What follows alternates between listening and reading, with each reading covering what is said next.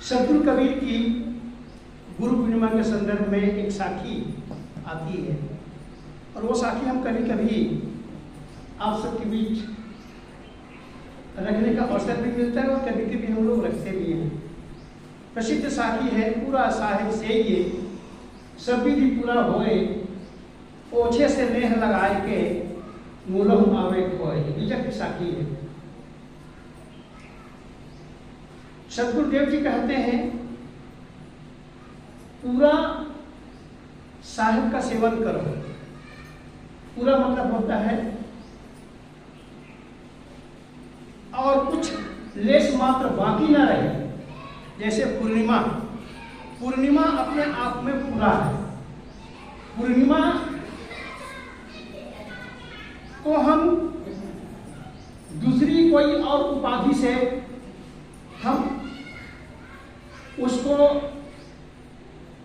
उदाहरण देकर के नहीं हम उसको बोल सकते, क्योंकि पूर्णिमा मतलब पूर्णिमा। पूर्णिमा तब आता है जब पूरा माह पूरा हो जाता है, एक से लेकर के पूर्णिमा तक। बीच में जो होता है उसको हम बोलते हैं अमावस्या। हम उसको पूर्णिमा नहीं बोलते। बीच में अमावस्या होती है 15 दिन में, और पूर्णिमा 1 महीना में मनाते हैं। अधिकांश महापुरुषों की जीवनी यदि हम देखें, सिंहावलोकन करें, इतिहास के पन्नों को हम पलटें, तो अधिकांश महापुरुषों के जन्म और आत्मज्ञान पूर्णिमा के दिन संपन्न हुआ है। जैसे भगवान बुद्ध है, भगवान बुद्ध का जन्म पूर्णिमा के दिन हुआ। भगवान बुद्ध पूर्णिमा के दिन घर छोड़े और भगवान बुद्ध को जो बोधि वृक्ष के नीचे जो ज्ञान उसको मिला, आत्मज्ञान मिला, वो पूर्णिमा के दिन ही उसको आत्मज्ञान मिला। और सद्गुरु कबीर कब जन्म लिए, इस दुनिया में कब आए? आषाढ़ पूर्णिमा, ज्येष्ठ पूर्णिमा। आज हम जो मना रहे हैं आषाढ़ पूर्णिमा, ठीक है।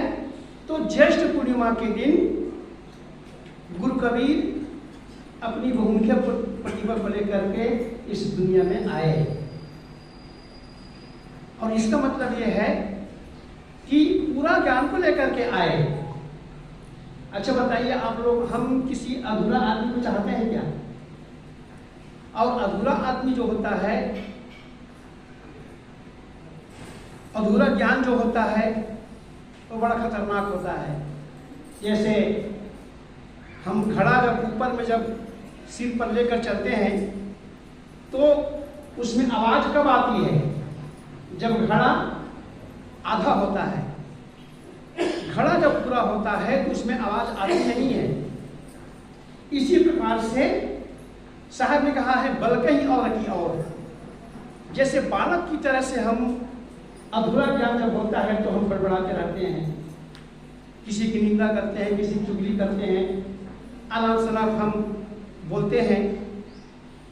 और विशेष करके देखा जाए तो महापुरुषों की जीवनियों को जब हम देखते हैं तो उसमें सद्गुरु कबीर और भगवान बुद्ध है,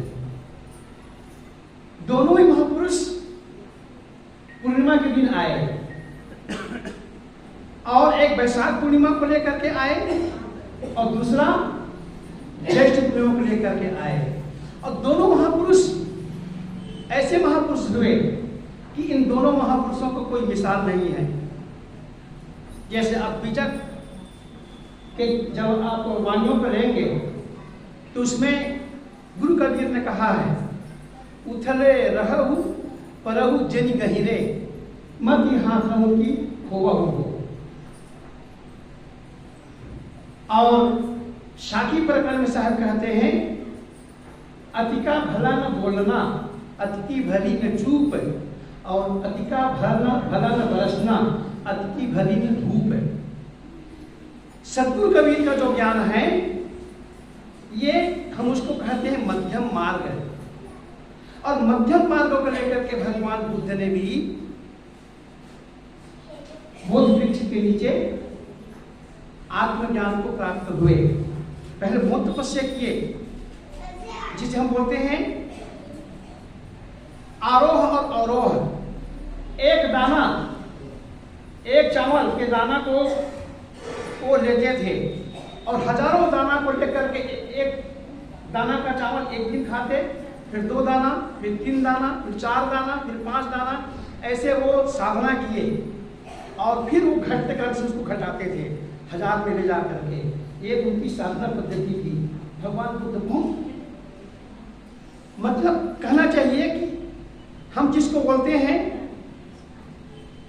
सीमा से बाहर वो साधना किए, लेकिन उन सीमा से बाहर साधना किए उसमें उनको आत्मज्ञान की प्राप्ति नहीं थी। नदी पार कर रहे थे, नदी पार करते करते अंतिम जब नदी पार करने के लिए 10-15 कदम बचे होंगे, वैसे ही उनको लगा कि अब मैं जिंदा नहीं रहूंगा। तो झाड़ था और कभी कभी आप देखे होंगे नदी किनारे झाड़ होता है, ऐसे कदम के झाड़ की डाली को पकड़े और पकड़ करके वो सहारा लेकर के वो उस नदी को पार किए और पार करके तुरंत एक जगह बोधि वृक्ष के नीचे बैठ गए और अपने आप को समझाए, बुद्ध अब आगे मत बढ़ो, अब बहुत हो गया, अब एक जगह बैठ जाओ। और वहीं पर भगवान बुद्ध बैठे और बैठ करके आत्मज्ञान और करुणा, वो सद्गुण, वो सदाचार जो उनको मिला तपस्या के द्वारा, साधना के द्वारा, वो सबको जिंदगी भर बांटे और वो कहलाए मध्यम मार्गी। और सद्गुरु कबीर भी मध्यम मार्ग को लेकर के चले और गुरु कबीर सफल हुए, भगवान बुद्ध भी सफल हुए। और भगवान बुद्ध इतना सफल हुए कि आज आप लोग जितने कबीरपंथी नहीं होंगे उससे कई गुना ज्यादा आप देख रहे हैं, सुमात्रा, जावा, जापान, चाइना, बहुत दूर दूर तक सिद्धांत फैला और गुरु कबीर उसी मध्यम मार्गों को लेकर के आगे बढ़े, सफल हुए। और आज हम गुरु पूर्णिमा हम मना रहे हैं। लक्ष्य है आज कवि जयंती का भी उपलक्ष्य रखे थे साहब हमारे, और गुरु पूर्णिमा कुल मिलाकर के देखें तो दोनों का मतलब एक ही होता है। दोनों जगह हम गुरु की पूजा करते हैं और दोनों जगह हम संतों के दिशा निर्देश प्राप्त करते हैं और अपने आप को धन्य की ओर अग्रसर करते हैं। एक बात तो निश्चित है, गुरु पूर्णिमा,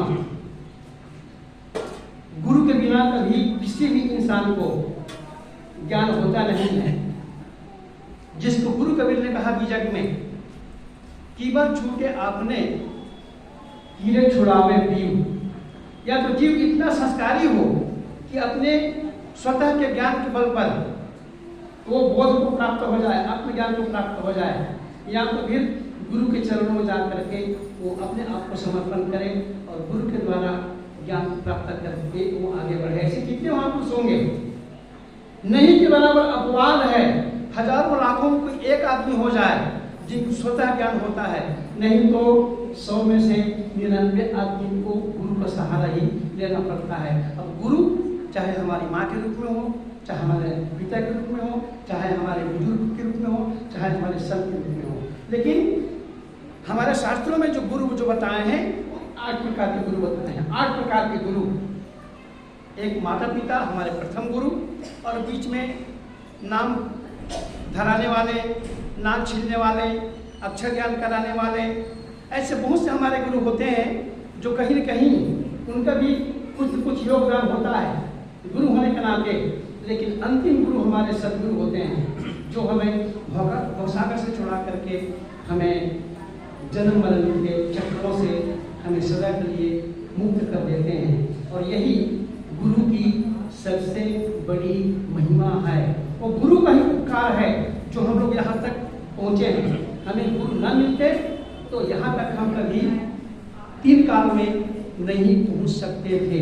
इसलिए गुरु को उपकार हमें कभी भी नहीं भूलना चाहिए। और ये संतों का एक माध्यम है कि इन के प्रकारेण हम गुरु के उपकार के द्वारा ही हम यहाँ तक पहुँचते हैं, चाहे विद्या के क्षेत्र में हो, धन के क्षेत्र में हो, किसी कला के क्षेत्र में हो। कला हमें ऐसी नहीं मिलती है, गुरु के द्वारा ही हमें कला मिलती है, चाहे भौतिक कला हो, चाहे आध्यात्मिक कला हो, चाहे सांस्कृतिक कला हो, चाहे जो भी कला हो, लेकिन गुरु के द्वारा ही हमें वो चीज़ मिलती है। बेकन ने कहा था, बेकन इंग्लिश के बहुत बड़े पाश्चात्य विचारक थे, उन्होंने अपने कोटेशन में लिखा, reading, writing and speaking, 3 sides of one coin. लिखना, पढ़ना और बोलना, तीनों शब्द नहीं आती है, ये तीनों बहुत बड़ी कला है। जिसको लिखना आता है उसको बोलना नहीं आता, जिसको बोलना आता है उसको लिखना नहीं आता, और जिसको दोनों आता है उसको पढ़ना नहीं आता।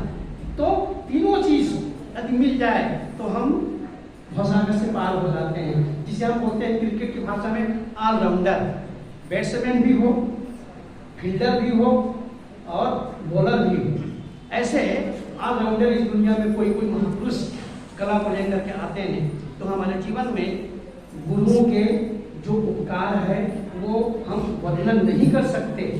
हाँ, जितना हो सके हम गुरु के उपदेशों को, गुरु के दिशा निर्देश को हम लेके आगे चलें और जीवन का हम कल्याण करें, जीवन को धन्य बनाएं। यही आज गुरु पूर्णिमा के अवसर पर मेरा आप सबसे निवेदन है और यही संदेश है। इसी के साथ मैं अपनी बातों को मैं विराम देता हूँ। आप सब अपने सहयोग से इस कार्यक्रम को सफल बनाए हैं।